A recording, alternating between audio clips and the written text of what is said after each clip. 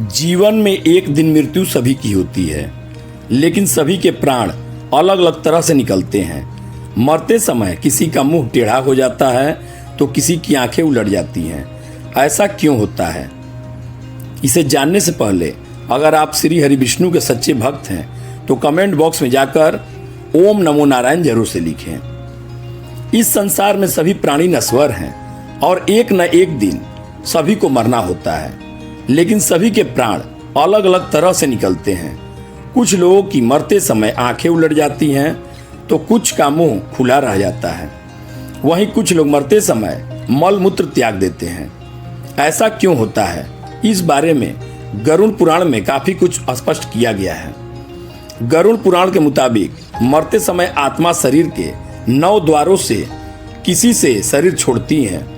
ये 9 द्वार 2 आंखें, दोनों कान, दोनों नासिका, मुंह या फिर उत्सर्जन अंग है। जिस व्यक्ति की आत्मा उत्सर्जन अंग से निकलती है, मरते समय वो मल मूत्र त्याग देते हैं। हालांकि गरुड़ पुराण में इस तरह से प्राण का त्यागना अच्छा नहीं माना जाता। पापी व्यक्ति के इस तरह से निकलते हैं प्राण। उत्सर्जन अंग से प्राण उस व्यक्ति के निकलते हैं जो जीवन भर सिर्फ अपने और अपने परिवार के लिए ही सोचता है, जन कल्याण नहीं करता, सिर्फ धन अर्जित करने में ही लगा रहता है, काम वासना में लगा रहता है। ऐसे लोग जब मृत्यु के समय यमदूतों को देखते हैं तो घबरा जाते हैं और उनके प्राण नीचे की ओर सरकने लगते हैं। इसके बाद प्राणवायु नीचे के मार्ग से निकल जाती है।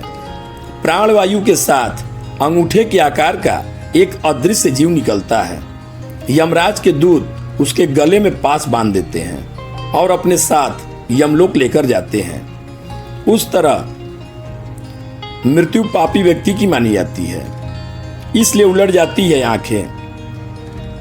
गरुड़ पुराण में भगवान विष्णु गरुड़ को बताते हुए कहते हैं कि जो लोग मोह माया से ग्रसित होते हैं और जीने की बहुत ज्यादा चाह रखते हैं और अपने परिजनों से जिनका मोह बहुत ज्यादा होता है, ऐसे लोग मन से बैरागी नहीं हो पाते।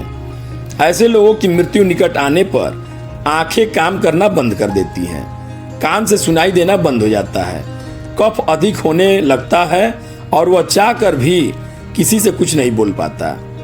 ऐसे लोग परिवार के मोह के कारण प्राण नहीं छोड़ना चाहते। फिर यमराज के दूत बलपूर्वक उसके प्राण निकालते हैं और ऐसे में जब उनके प्राण आंखों से बलपूर्वक निकालते हैं तो आंखें उलट जाती हैं। धर्मात्मा लोगों के निकलते हैं मुंह से प्राण।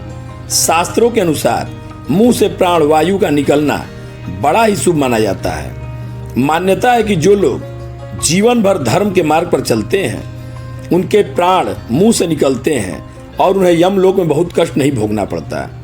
ऐसे लोगों के प्राण जब मुंह से निकलते हैं तो उनका मुंह टेढ़ा हो जाता है। नाक से प्राण निकलना भी माना जाता है बेहद शुभ।